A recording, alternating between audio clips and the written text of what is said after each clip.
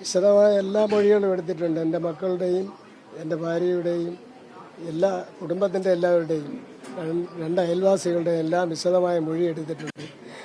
ആ മൊഴിയിൽ പറയുന്ന വസ്തുതകളെന്ന് വെച്ചാൽ വേറെ ചാനലിനോട് അങ്ങനെ പ്രത്യേകിച്ച് പറയുന്നതല്ല. അവനവിടെ നേരിട്ട ജാതീയമായ വംശീയമായ പീഡനങ്ങൾ, ഫസ്റ്റിൽ കൊടിയ റാഗിങ്, അതെല്ലാം കാര്യങ്ങളും, പിന്നെ അവന് സമ്മർദ്ദങ്ങളെ അതിജീവിക്കേണ്ടി വന്ന് എച്ച്.ഐ.ഡിയുമായിട്ടുള്ള പ്രശ്നങ്ങൾ, അത് വെല്ലുവിളിയായി സ്വീകരിച്ച് അവൻ ഏറ്റെടുത്ത് അവന് ഒരുപാട് വിദ്യാർത്ഥികളും അവനെതിരായി പോയി. ഒന്നാം വർഷ ഫസ്റ്റ് ഇയർ ആർട്സ് സ്റ്റുഡൻറ്റുകൾ കുറച്ച് പേര് അവനെതിരായി പോയി.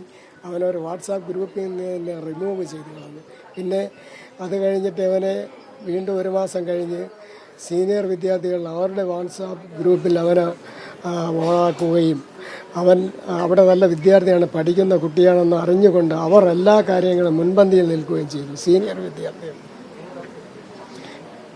ഈ മറ്റൊരു കാര്യം എന്ന് പറയുമ്പോൾ ഇപ്പോൾ നേരത്തെ നിതിൻ രാജിൻ്റെ ഒരു ശബ്ദ സന്ദേശം പുറത്തു വന്നിരുന്നു. അതിൽ പറയുന്ന കാര്യങ്ങൾ ശരിവയ്ക്കുന്നതാണ്. ഇന്നിപ്പോൾ ഒരു സഹപാഠി തന്നെ നേരിട്ട് ഈ കുടുംബത്ത് വന്ന്, എനിക്ക് തോന്നുന്നു അച്ഛനെയും അമ്മയൊക്കെ കണ്ടിരുന്നു, പിന്നീട് മാധ്യമങ്ങളോട് സംസാരിക്കുമ്പോഴും ആ കുട്ടി പറയുന്നുണ്ട്, അതായത് നിതിൻ രാജ് അനുഭവിച്ച പോലത്തെ ആ അവസ്ഥ കോളേജിൽ തന്നെയുള്ള മറ്റു പല കുട്ടികളും ഇന്നും അനുഭവിക്കുന്നുണ്ട് എന്നുള്ളൊരു കാര്യം പറയുന്നത്. എല്ലാം അനുഭവിക്കുന്നുണ്ട്, ഇതിനു മുമ്പ് അനുഭവിച്ചിട്ടുമുണ്ട്. പക്ഷേ എൻ്റെ മകൻ്റെ മരണത്തിന് ശേഷമാണല്ലോ എല്ലാം പുറത്തു വന്നത്. പക്ഷേ അതിന് മുമ്പേ ഈ അവിടെ പ്രതികരിക്കാൻ ഈ 100-ൽ 1 കുട്ടി പോലും ഇല്ല. ആ സംവിധാനമല്ല അവിടെ കൊടുത്തിരിക്കുന്നത്. നിങ്ങളാലും ആ കോളേജ് ക്യാമ്പസിനകത്തോ ആ ഡിപ്പാർട്ട്മെൻ്റ് തലവന്മാരുടെ അടുത്തോ വന്നിട്ടില്ല. അത് ഒരു എയ്ഡഡ് കോളേജാണ്. അവിടെ എന്ന് പറയുന്ന ട്രസ്റ്റിൻ്റെ കീഴിലാണ് അതുള്ളത്. അപ്പോൾ അവിടെ ഒരു സംവിധാനങ്ങളും ഒന്നും നടക്കില്ല. പ്രതികരിച്ചാൽ അവൻ്റെ സർട്ടിഫിക്കറ്റുകളെല്ലാം പിടിച്ചു വെച്ചിട്ട് അവന് ഡോക്ടറായിട്ട് പുറത്തു വരാൻ പറ്റില്ല, അല്ല അവൾക്ക് ഡോക്ടറായിട്ട് പുറത്തു വരാൻ പറ്റില്ല. അങ്ങനെ ആരും പ്രതികരിച്ചില്ല. അപ്പോൾ എൻ്റെ കുട്ടി മരണപ്പെട്ടു, അവനല്ലേ കൊന്നു. അതിനുശേഷം കോളേജ് അടച്ചു, വിദ്യാർത്ഥികളെല്ലാം വീട്ടിലേക്ക് പറഞ്ഞു വിട്ടു, പ്രക്ഷോഭങ്ങൾ ആരംഭിച്ചു, നാടുനീളെ ഇതിൻ്റെ ചർച്ചകൾ ആരംഭിച്ചു, ചാനൽ ചർച്ചകൾ ആരംഭിച്ചു, സംവാദങ്ങൾ ആരംഭിച്ചു. അതിനുശേഷമാണ് ഓരോ വിദ്യാർത്ഥികളും മാളത്തിൽ നിന്ന് ഇറങ്ങി വന്നത്. പക്ഷേ ഇത് ആദ്യമേ അവർ പ്രതികരിക്കേണ്ടതായിരുന്നു. എന്നാൽ എൻ്റെ കുട്ടിക്ക് ഈ ജീവഹാനി വരില്ലായിരുന്നു. വന്നിരുന്നെങ്കിൽ ഇത് ഉത്തരവാദികളായവരെ നേരത്തെ തുറുങ്കിലടയ്ക്കാനുള്ള സംവിധാനങ്ങൾ എല്ലാവരും കൂടെ ചെയ്യുമായിരുന്നു. അതാണ് ഇവിടെ നടന്നത്. ഇനിമേലിൽ അങ്ങനെയുള്ള ഒരു കാര്യങ്ങളും നടക്കരുത്. കാരണം എന്ന് പറഞ്ഞാൽ ഒരാളെ ബലിയാടാക്കിയല്ല ഒരു മെഡിക്കൽ കോളേജിൽ ഇങ്ങനെയുള്ള കാര്യങ്ങൾ അരങ്ങേറാൻ. പകരം ഇങ്ങനെ ഏതെങ്കിലും അധ്യാപകനോ അധ്യാപികയോ അല്ലെങ്കിൽ വാർഡന്മാരോ ഇങ്ങനെ ചെയ്താൽ അത് ആദ്യമേ തന്നെ പ്രതികരിക്കണമായിരുന്നു.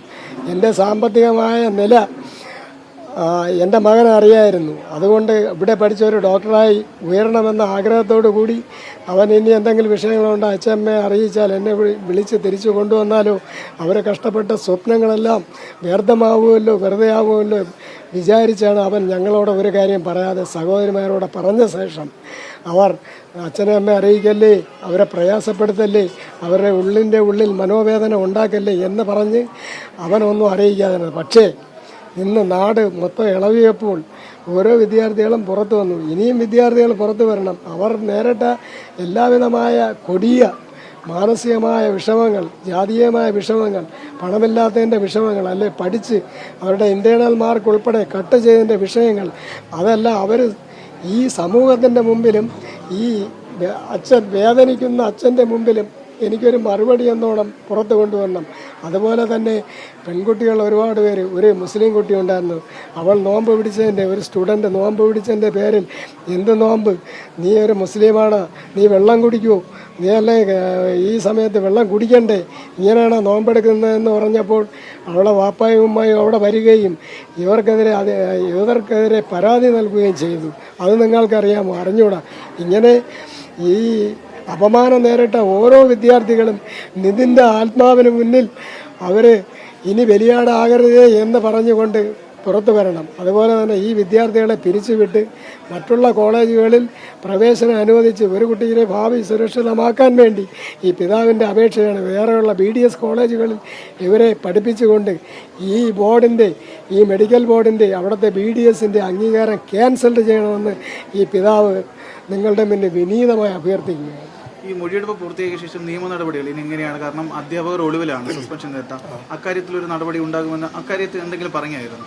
ആ അധ്യാപകരെ സസ്പെൻഡ് ചെയ്ത് അവർ ഒളിവിലെന്ന് പറഞ്ഞാൽ പകുതി ശമ്പളത്തോടുകൂടി അവർ വിലസയല്ലേ, അവർ ടൂറ് പോയിരിക്കുകയല്ലേ, അത് പോരാ. അവരെ ഡിസ്മിസ് ചെയ്ത് നിയമത്തിൻ്റെ മുന്നിൽ കൊണ്ടുവന്ന് ആരൊക്കെയാണ് ഇതിനെതിരെ പ്രവർത്തിച്ചത് അവരെല്ലാം കൽത്തുറുങ്കിൽ അടച്ച്.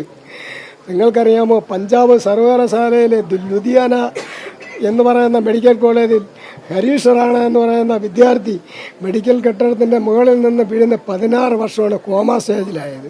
അവരെ മാതാപിതാക്കൾ അവരെ കഴിവെന്ന് നോക്കി. അവർ വൃദ്ധരായപ്പോൾ അവർക്ക് ഇനി നോക്കാൻ പറ്റില്ല. ദയാവധത്തിന് അപേക്ഷ കൊടുക്കുകയും അവർക്കത് അനുവദിക്കുകയും അവൻ്റെ ജീവിതത്തിൽ നിന്ന് എല്ലാ സംവിധാനങ്ങളും മെഡിക്കൽ സംവിധാനങ്ങളും എടുത്തു മാറ്റി അവന് അന്ത്യയാത്ര നൽകിയ ഒരു നാടാണ് ഇന്ത്യ.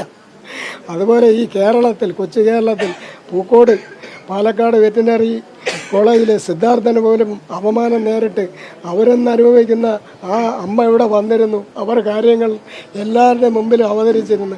അവന് പറ്റിയതുപോലെ ആ പ്രതികൾ ഒരു പഴുതും അടച്ച് രക്ഷപ്പെടാൻ കഴിയാതെ അവർ നിയമത്തിൻ്റെ മുന്നിൽ അവരെയും കൊണ്ടുവന്ന് അവർക്ക് ആ സിദ്ധാർത്ഥന് വേണ്ടി ഞാൻ അപേക്ഷിക്കുന്നു, എല്ലാവരെയും നിയമ സംവിധാനത്തിൻ്റെ മുന്നിൽ കൊണ്ടുവന്ന് തക്കതായ വധശിക്ഷയാണെങ്കിൽ അത് തന്നെ വാങ്ങിക്കൊടുത്ത് ഇനി ഈ കേരളത്തിൽ ഒരു മെഡിക്കൽ വിദ്യാർത്ഥികൾക്ക് പോലും ഒരു മാനസികമായ പീഡനങ്ങൾ അനുഭവിച്ച് അവരെ കൊന്നു തള്ളാൻ അനുവദിക്കാതെ നിങ്ങളെല്ലാവരും അതിനുവേണ്ടി പ്രവർത്തിക്കണം.